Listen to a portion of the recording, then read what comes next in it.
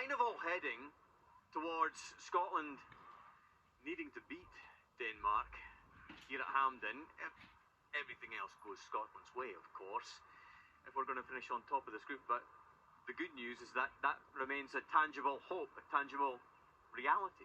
Absolutely, we've put ourselves in a very confident and comfortable position. We have to go and now do everything, recover, prepare, and be right at it on Sunday, because I think that would be something that we would really regret if we don't feel like we just take one game at a time, get the performance that gets the result, because that's the sort of thing that I think we can get carried away with, looking too far ahead. Just focus on Sunday. That's where I more comfortably sit, because then the Denmark game and the Greece away game, they take care of themselves. We have to get the result Sunday. I would focus on that.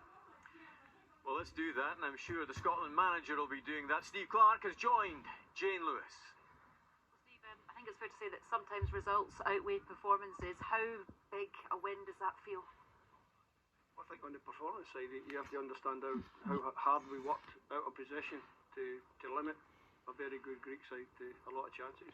And then when they scored the goals, to be honest, the shackles came off a little bit. We seemed to find half a yard in our press.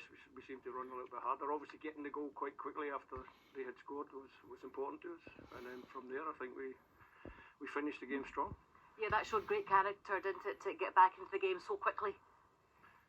That's what this group of players are all about. They understand what they have to do. They work hard. And like I said, the Greeks had a lot of the ball first half. They looked as though they were dominating the game, which they were in possession, but they weren't opening. They weren't carving us open. There was no big saves for Angus. He made one late on, 2-1 in injury time. But that was really his only big save of the game. So what you have to do is understand that football's a 90-minute game, or now it's even more than that. It's probably 99 every time you add on the extra time in the first half and the extra time at the end of the game. And you have to make sure that you come out with a positive result at the end. And 3-1 probably flatters a little bit, but sometimes you earn that result by the work that you do. And it's work. It's not pretty work. It's untidy work at times. But we did enough to win the game. What does a win like that do for the morale and the belief within the squad? Well, it gives you 3 points. We're one step closer to what we want to do. We have to go away now, rest, recover, and make sure that we get the 3 points on Sunday against Belarus. Yeah, that becomes obviously the main focus now. How is everyone looking ahead of that one? A couple of players picking up yellow cards, which obviously means that they'll miss out, the likes of Lewis Ferguson, for example. Yeah, Lewis and Ryan Christie both picked up yellow, so they'll miss out.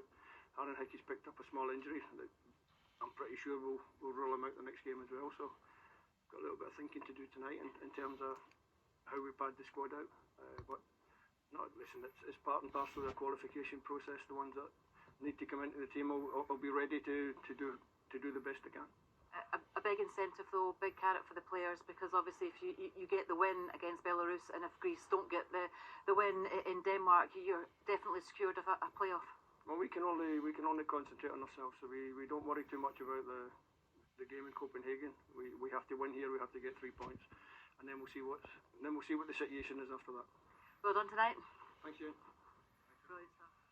Another huge victory for the Scotland manager, Steve Clarke. Neil McCann, how strongly do you believe, and how strongly do you think the Scotland players believe? Because they do seem to be on a mission. For many of them, they look at this as their last chance to reach a World Cup, that they will get to North America next summer. From what you're seeing, well, we all want us to get there, and you're right, there'll be a few of those guys in the dressing room sitting thinking this will be our last chance, but they'll put themselves in a right good spot. Jonathan, can see Stevie Clarke, Ryan Christie, Lewis Ferguson, all very mellow, all very kind of straight line, no, not quite up, because they realise they've still got that job to do. We've just seen Denmark dismantle Belarus. Belarus will be a counter-attacking team. That will allow us to get into better areas of the pitch, dominate the ball. It'll allow Steve to be, if he wants, a wee bit more aggressive. You might see Lyndon Dykes and Shea Adams maybe playing off him, with Ben Gannon Dope on one side and McGinn on the other. So we can probably afford to be a wee bit more cavalier in our approach. Tonight there, it was interesting listening to Stevie. I think when you look at it from a tactical point of view, I didn't think it worked in terms of how we wanted to probably dominate the ball ourselves and create chances and get McTominay up into the box. But he's right. Sometimes you just got to suck it up and respect the opposition and say work really hard as a unit and hope that you get wee scraps that you get yourself into the game. And I think that's the way it's planned out tonight. They did work hard. You said about Rachel, they did so much off the ball, but the rewards are massive. Neil, Scott, Rachel, thank you very much indeed. Fantastic victory for Scotland this evening from all of us. Good night.